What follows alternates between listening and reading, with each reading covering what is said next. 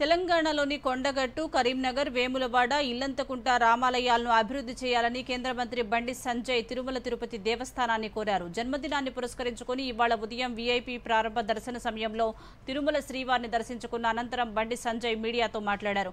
దేశవ్యాప్తంగా ధూపదీప నైవేద్యాలకు నోచుకుని ఆలయాల బాధ్యతలను టీటీడీ చూసుకోవాలని కేంద్ర మంత్రి బండి సంజయ్ కోరారు.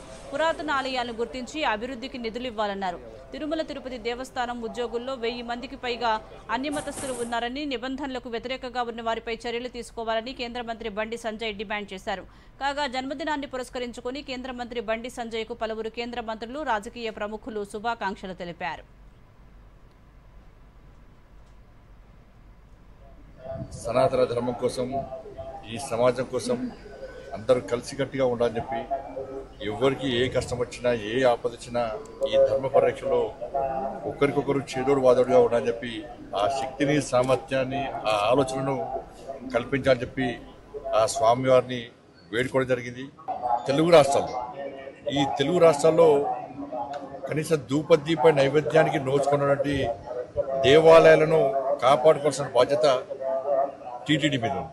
ఆ దేవస్థానాలు కూడా సంవత్సరానికి ఒకసారి, సంవత్సరానికి 2 సార్లు జాతరలు జరుగుతూ ఉంటాయి, ఉత్సవాలు జరుగుతూ ఉంటాయి, లక్షలాది మంది భక్తులు దర్శించుకుంటారు.